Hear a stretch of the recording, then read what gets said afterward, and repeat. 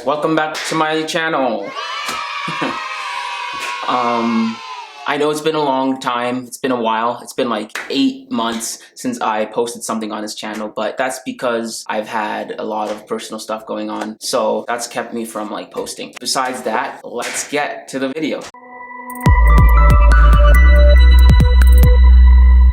Today, I thought I'd make a video regarding the top 5 teams I think have the most to prove this upcoming season. First of all, before we get into that, I want to congratulate the Los Angeles Lakers on a well-deserved championship. That was a hard road to a championship, you know, maybe one of the hardest ever in NBA history. A lot of people think that's going to have an asterisk on it. I don't think so. I may make a video about that in the future. Second of all, I want to congratulate the Miami Heat on a well-deserved run to the finals. Really came out of nowhere, surprised everyone. With that being said, let's get going. Top 5 teams I think have the most to prove in the upcoming season. Number 5. I think at the number 5 spot, I have the Milwaukee Bucks. Now, the reason I have the Bucks as number 5 and not higher or lower is because Milwaukee's really treading water here with Giannis, right? They have a lot to prove to Giannis on why he should stay in Milwaukee. Also, if Giannis does decide to stay in Milwaukee, there comes a lot of questions with that. What does that entail? The question that entails is, can Giannis actually get over the hump and get to the finals? Because if he can't, right, that's going to be a detriment to his legacy. Because people will say, oh, he couldn't do it, he needs other people, this, that, and the third. If he moves to another team, or if he goes to another team, people are going to say, oh, he needed to join another team to do this. Oh, he couldn't do it alone. Oh, he needed Steph. Oh, he needed, if he goes to Miami, oh, he needed Jimmy Butler.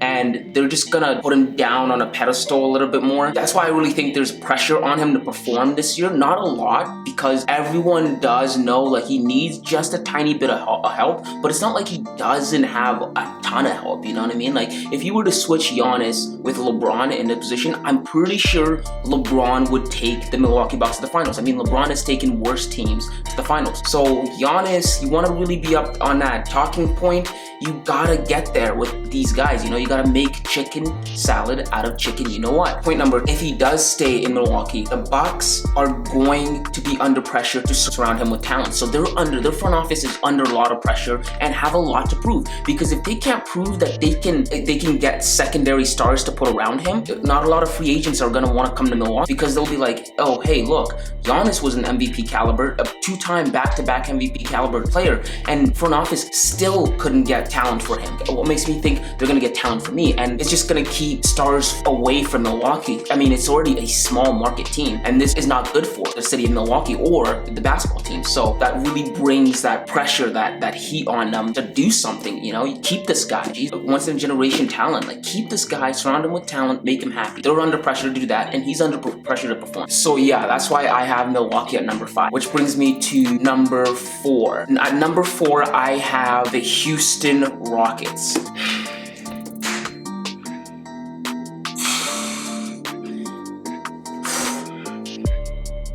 The Houston Rockets, if you knew me in real life, you would know how much I stress over the Houston Rockets. I'm not from Houston. In fact, I live in Canada. I lean more towards the Toronto Raptors. But ever since I was young, because James Harden was my favorite player, I've watched the Houston Rockets year in, year out, since 2015. And my Twitter feed, if you go back to 2015, is just me ranting about James Harden in the playoffs, which is the reason I have them now at number 4. Because James Harden, even though he's my favorite player, James Harden has had all the help he needs in the span of like 8 years, and he hasn't gotten it done, right? James Harden has had Chris Paul, it didn't work out. He's had Dwight Howard, it didn't work out. He's had Russell Westbrook now, it hasn't worked out. And so now they're under pressure because, let's say Houston doesn't trade away James Harden and he stays. What are they gonna do? We know him and Russell Westbrook doesn't work, right? It doesn't work. That small ball does not work. People just bully them down low. It does not work. And James Harden is a system in and of himself. Ball dominant. He's the whole system. Other players have to watch him do everything. And really, you ask the question, is that enough? Does the way you play basketball, is it enough to get you to the next level? level, and evidently not. I mean, the closest he ever got was a Game 7 away. It got personal, some stuff got personal, and Chris Paul ended up having to leave. Also, not only James Harden, Westbrook has a lot to prove, man. Those two guys have a lot to prove. The narrative right now, as it should be for Westbrook, is that he holds people back. Like, he holds people back. When he was with Kevin Durant, for years and years, they couldn't win with him. Kevin Durant left him and succeeded. When he was with Paul George, they couldn't win, and Paul George had to leave. When he was with Victor Oladipo, Victor left him and succeeded afterward. He left his own team, OKC, and they were better without him, while Houston was worse off without him. So his legacy and the player that he is really starting to come into question. You know, we're really starting to ask, wait a minute, when you get past all the triple doubles, and when you get past all the athleticism and the ferocity he plays with, what kind of player is he? Me personally, I think he's just a good athlete and not a good basketball player. Those are two separate things. Westbrook is a good athlete but not a good basketball player, because basketball requires more than just athleticism, and Westbrook doesn't seem to have the other attributes you need to be a good basketball player, i.e. IQ. He's not a smart basketball player. He's not a good shooter. Subpar handles for his position. So he has a lot to prove this upcoming season, to prove that, hey, no, I can get it done. Hey, no, I can become good with other players. Maybe make a really deep run into the conference finals.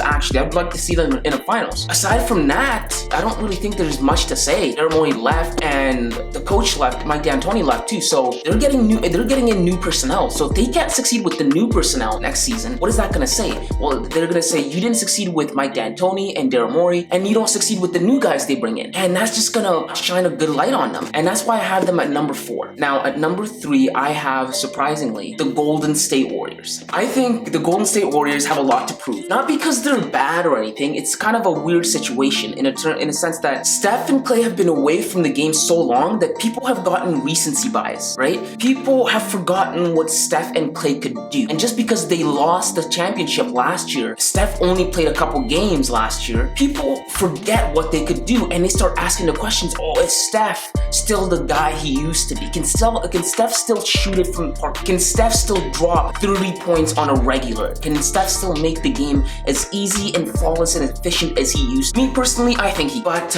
in the public's conscious, a lot of people don't think so. A lot of people think Steph's regressed, or Steph's not one of the best point guards in the league, and he has a lot to prove with that. And then also the organization as a whole, Golden State, has a lot to prove because they lost KD and they brought in a new guy, Andrew Wiggins, and he hasn't played a full season. And also Klay Thompson. Klay Thompson is coming off of a serious ACL tear. These are the kind of injuries that change players. This is the kind of injuries that really change players. Like an ACL tear has a big impact on your game. People are wondering, can Klay Thompson continue to perform at the high level he used to? Can he produce the same way he used to? Can him and Steph still continue to do what they used to do? Me personally, I think they can. Prior to the season being cut in short in March, Steph was showing really good promise. He was dropping points. He was old Steph. I've seen some practice footage of Klay Thompson, and he looks really healthy, and I like that. But a lot of people haven't seen that, and a lot of people have recency bias. A lot of people are high on the Clippers, on the Lakers, and they think those teams are the teams to go through to get out of the West. And I think Golden State can do a lot of damage next year if they make the right moves. I have faith in Klay and Thompson to do what they do. Andrew Wiggins, I think he can do what he needs to do as a third guy.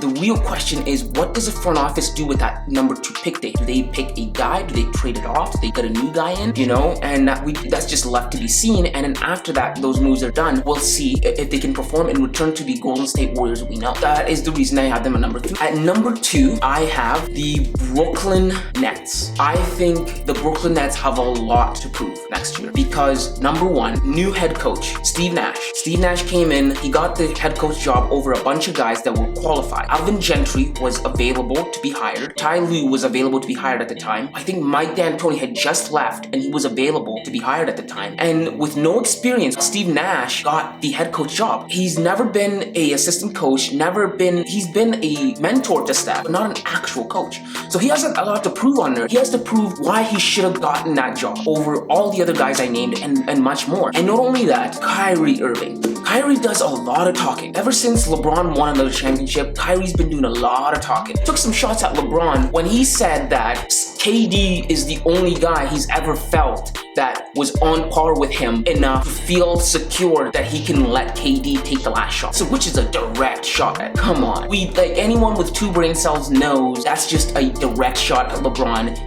You're basically saying, LeBron, you don't have it where it counts, in the time it counts. When push comes to shove, you can't get it done, which is a crock of you know what. You know, LeBron's got it where it counts. LeBron's clutch when he needs to be clutch, and it was just a blatant subliminal shot at LeBron. Not only that, Kyrie dissed Steve Nash, and he said that, oh, him and KD don't really need coaching. They could coach each other. Like, that's just blatant disrespect to your head coach. You know what I mean? Another thing I want them to prove is, can they actually coexist? On paper, it seems great, but can they actually coexist? Kyrie is high maintenance, KD is soft skin. So can they actually mesh and actually, you know? I don't think they can. And Kyrie also is built like D Rose. He's made out of glass. He's always hurt. KD's gonna get frustrated when he realizes, oh wait, Kyrie's on a bench every 4 days, you know, every 4th game because he's hurt somehow. Or when things aren't going their way, Kyrie starts being a diva. So that's gonna bring a lot of problems. And I don't know if Steve Nash can really coach those kind of egos. And that's why I have them at number 2. I think they have a lot to prove. I'm not sold on the Brooklyn Nets yet. I'm completely not sold. I have not bought into the stock, and I'm not gonna buy into the stock yet until I see some sample sizes. But with that being said, that's why I have them at number 2. And number 1, I think you guys all guessed it. We all know who number 1 is. Number 1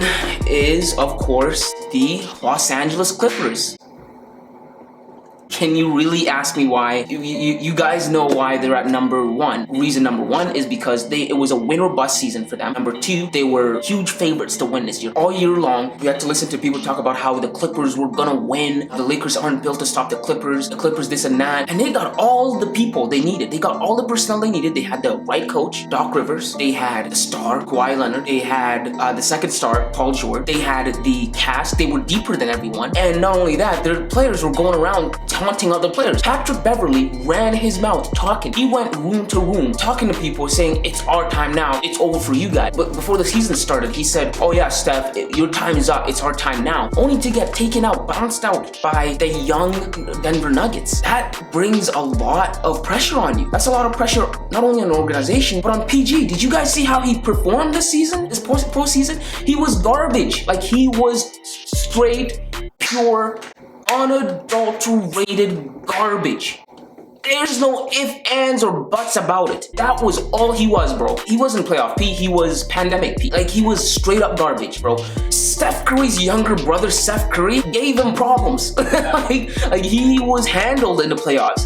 And then not only that, Kawhi has a lot to prove all year long. We had to listen to people talk about how Kawhi Leonard is a new guy. Kawhi Leonard is the best in the NBA, and LeBron's a close second. LeBron's not what he used to be. Only for LeBron to just doze on by and get another championship with no problems. And people are like, wait a minute, that wasn't supposed to happen. And then it happened. Yeah, next year for the Clippers is win or bust. They have a new head coach, no excuses, right? They still have the core guys they need, which is Kawhi Leonard, Paul George. They can build around those guys. So there's no excuses. You gotta go in. It's a championship year. I think Steve Ballmer, the owner, will blow it up if they don't win next year. I think it's the same situation with LeBron when he was in Miami in Game 6 when he was playing Boston. He said the reason he went so hard that game is he knew if they lost, there was a chance Pat Riley was going to break them up. And I think it's the same situation for the Clippers. If they lose next year, I think Steve Ballmer's going to break it up. I think he's just going to blow it up and be like, all right, this is not working out. On to the next. Those are my teams that I think have the most to prove next year. And I'm super excited to see if those teams can perform, if those teams are going to become busts, or if they're going to live up to the expectations. Aside from that, if you like the video, please like and subscribe, comment for the algorithm so we can grow this channel, and I really appreciate that. Thank you guys. Have a great day.